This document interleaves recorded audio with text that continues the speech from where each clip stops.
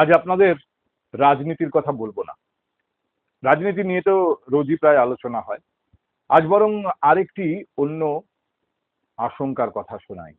In fact সকালে খবরের কাগজে চোখ বোলাতে বোলাতে একটি সর্বভারতীয় দৈনিকের একটি বিশেষ খবরের ওপর চোখটা আটকে গেল, এবং তারপর এটা নিয়ে আরো বিস্তারিত পড়াশোনা করে যা দেখলাম, এক ভয়ঙ্কর ভবিষ্যৎ আমাদের জন্য অপেক্ষা করছে, এবং ইতিমধ্যেই বিজ্ঞানীরা তার আভাস পেতে শুরু করেছেন, আমাদের তার আভাস দিতেও শুরু করেছেন। আপনাদের অনেকেই নিশ্চয়ই ভোলেননি করোনার সময়টার কথা। খুব বেশি দিন আগের কথা তো নয়, যদিও আমরা খুব দ্রুত ভুলে যাই এবং ভুলে যেতে চাই খারাপ সময়। বিশেষ করে করোনার সেকেন্ড ওয়েভ ডেল্টা বহু পরিবারকে ছুঁয়েছে, বহু মানুষ স্বজনকে হারিয়েছেন। তখন এই নিয়ে আলোচনা হয়েছে, বিশেষজ্ঞরা বলেছেন যে প্রায় 100 বছর অন্তর এই ধরনের একটা মহামারী পৃথিবীতে আসে, বহু মানুষের মৃত্যু হয়, এবং এই করোনাটাই শেষ নয়, এরপরেও আবার এই ধরনের মহামারী পৃথিবীতে আসবে, সেটা আরো ভয়ঙ্কর হতে পারে ইত্যাদি আলোচনা। এসব নিশ্চয়ই আপনাদের মনে আছে এখন। কিন্তু বিজ্ঞানীরা বলছেন যে 100 বছর অপেক্ষা করতে হবে না আরেকটা করোনার জন্য। তার থেকেও অনেক বড় একটা মহামারী হয়তো আর কয়েক বছরের মধ্যেই শুরু হয়ে যাবে, এবং অনেকে বলছেন শুরু হয়ে গেছে। আর মানুষের মৃত্যুর এই বড় কারণটি, প্রায় মহামারীতে যা পরিণত হতে চলেছে, এই বড় কারণটি হলো আর কিচ্ছু না, তাপমাত্রা, গরম, তীব্র গরম। আপনাদের হয়তো মনে হতে পারে যে একজন মানুষ গরমে মারা গেছে, রাস্তায় হঠাৎ করে অসুস্থ হয়ে পড়েছেন এবং তারপরে তার মৃত্যু হয়েছে, এই ধরনের খবর এখন আমাদের খুব একটা অবাক করে না। এমনকি এবছরও মে জুন মাসে যখন এই তীব্র গরমের মধ্যে দিয়ে আমরা গেছি, তখন এই ধরনের খবর আমাদের খবরের কাগজে, সংবাদ মাধ্যমে চোখে পড়েছে। কারণ এই ধরনের খবর এখন খুব বেড়ে গেছে। আর বেশিরভাগ ক্ষেত্রেই যে মানুষদের বয়স 60-এর কোঠায় বা তার থেকে বেশি, তাদেরই বিপদটা হয় সব থেকে বেশি। গরমের কারণে তাদের মৃত্যুটা হচ্ছে সব থেকে বেশি। ল্যান্ডসেট নামের একটি খুব বিখ্যাত, পৃথিবী বিখ্যাত বিজ্ঞান পত্রিকা আছে। বড় বড় গবেষণাপত্র এখানে প্রকাশিত হয়। এই ল্যান্ডসেট পত্রিকার আগস্ট মাসের সংখ্যায় একটা গবেষণাপত্র প্রকাশিত হয়েছে, যেখানে এই বড় বিপদ ঘন্টিটা বাজানো হয়েছে। পৃথিবীর তাপমাত্রা, যাকে আমরা পরিভাষায় বলি গ্লোবাল ওয়ার্মিং, এটা বাড়ছে, এবং এটা একটা মাত্রায় পৌঁছানোর পর বিশেষ করে 60-এর কোঠা পেরোনো মানুষদের জন্য পৃথিবী একটা ভয়ঙ্কর জায়গায়, অত্যন্ত খারাপ, অনিরাপদ একটি জায়গায় পরিণত হবে, এবং বহু মানুষের মৃত্যু হবে শুধুমাত্র গরমের কারণে। পরিষ্কার করে বিজ্ঞানীরা লিখেছেন ল্যান্ডসেট পত্রিকার এই বিশেষ গবেষণাপত্রটিতে। দুটি বিষয় একটু আপনাদের বোঝানোর সুবিধার জন্য, বা আপনাদের বুঝতে যাতে সুবিধা হয় সেজন্য বলে রাখি। এই 3 ডিগ্রি গ্লোবাল ওয়ার্মিং বিষয়টা কি। আসলে যখন কোনো কলকারখানা ছিল না পৃথিবীতে, যখন শিল্প বিপ্লব হয়নি, বা যখন গাড়ি ঘোড়া ডিজেল পেট্রোলে চলতো না, অর্থাৎ কোনো কার্বন এমিশন হতো না, সেই সময় পৃথিবীর তাপমাত্রা অনেক কম ছিল।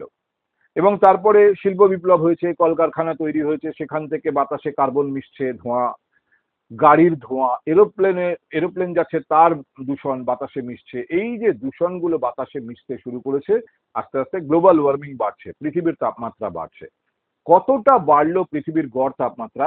সবসময় ওই যখন এসব কিছু ছিল না, অর্থাৎ শিল্প বিপ্লবের আগের পৃথিবী, সেই সময়ের যে গড় তাপমাত্রা তার সঙ্গে তুলনা করা হয়, এবং বাড়তে বাড়তে আমরা খুব কাছে এসে গেছি। আর কয়েক বছরের মধ্যে আমরা পৌঁছে যাব পৃথিবীর গড় তাপমাত্রা শিল্প বিপ্লবের আগের পৃথিবী থেকে 1.5 ডিগ্রি, 1.5 ডিগ্রি ওপরে চলে যাবে।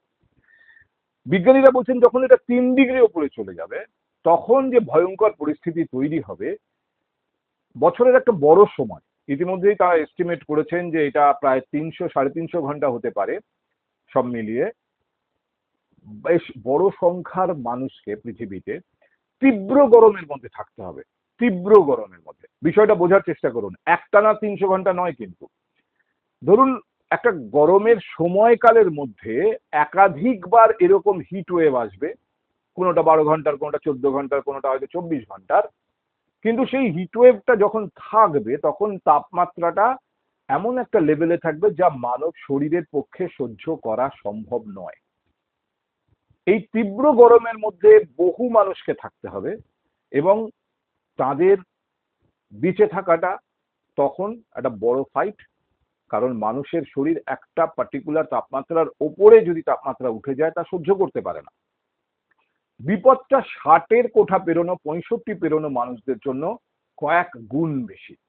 দেখুন, ইতিমধ্যেই বিজ্ঞানীরা বলছেন যে আমরা বিপদের ভেতরে প্রবেশ করেছি এবং একটা হিসেব ওই ল্যান্সেট পত্রিকার গবেষণাপত্রে দেখানো হয়েছে যে 87-88 সাল, গত শতাব্দী, সেই সময় গরমজনিত কারণে যত মানুষের মৃত্যু হয়েছে 24-25-এ তার 85% বেশি মানুষ মারা গেছেন। 85% বেশি মৃত্যু হয়েছে গরমের কারণে এবং এদের সিংহভাগ হচ্ছেন 60 বা 65 পেরিয়ে যাওয়া। কেন ওই এই বয়স্ক মানুষদের জন্য বিপদটা এত বেশি কেন? আসলে গরম যখন লাগে দেখবেন আমরা তো ঘামি, তীব্রভাবে ঘামি। ঘামটা শারীরবৃত্তীয় একটি প্রক্রিয়া যেটা আমাদের শরীরকে ঠান্ডা করে। কারণ ওপরে যে ঘামটা যেই ত্বকের ওপরে চলে এলো সেটা বাতাসে মিশে ইভাপোরেট করে, তার জন্য শরীর থেকে সে তাপ শুষে নেয়, শরীর ঠান্ডা হয়। শরীরের ভেতরের তাপমাত্রা বাইরের তাপমাত্রার মধ্যে সামঞ্জস্য বজায় থাকে।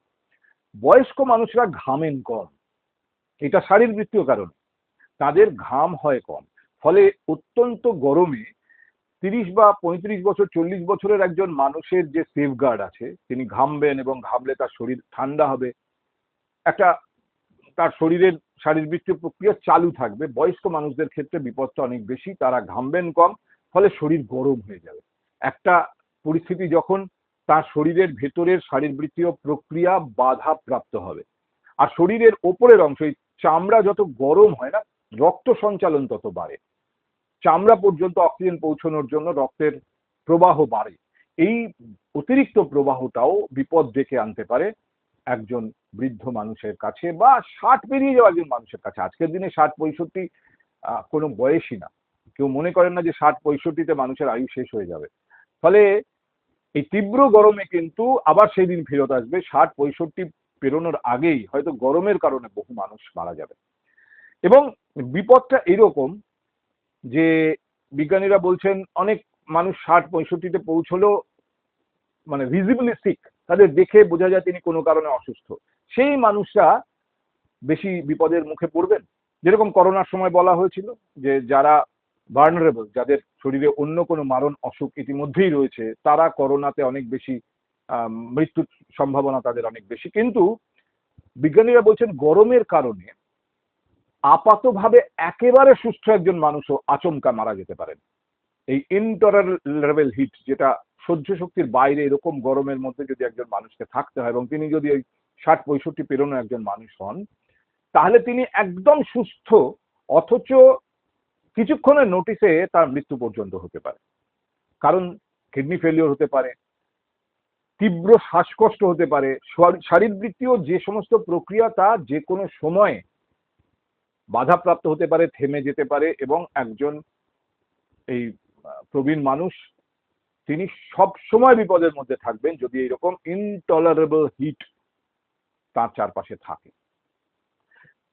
এখন কথা হচ্ছে যে এই 3 ডিগ্রি কতদিনে বাড়বে পৃথিবীর তাপমাত্রা, এটা সম্পর্কে খোঁজ খবর করতে গিয়ে আমরা দেখলাম বিজ্ঞানীরা কোনো একটা নির্দিষ্ট তথ্য দিচ্ছেন না। তারা বলছেন এই 3 ডিগ্রি বেড়ে যাওয়ার সম্ভাবনা, যদি আজকে আমরা যে পরিমাণ কার্বন এমিট করি, যে পরিমাণ কার্বন বাতাসে মিশে এবং যে হারে পৃথিবীর তাপমাত্রা বাড়ছে, এই হারেই যদি বাড়তে থাকে, তাহলে এই শতাব্দী শেষ হওয়ার আগে, অর্থাৎ 2100-তে পৌঁছানোর আগে পৃথিবীর গড় তাপমাত্রা 3 ডিগ্রি বেড়ে যাবে।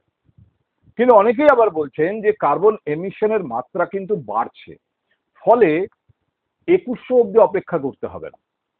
কেউ বলছেন 2065, কেউ বলছেন 2055-র মধ্যে পৃথিবীর গড় তাপমাত্রা 3 ডিগ্রি বেড়ে যাবে এবং এই ভয়ঙ্কর বিপদের আমরা মুখোমুখি হব।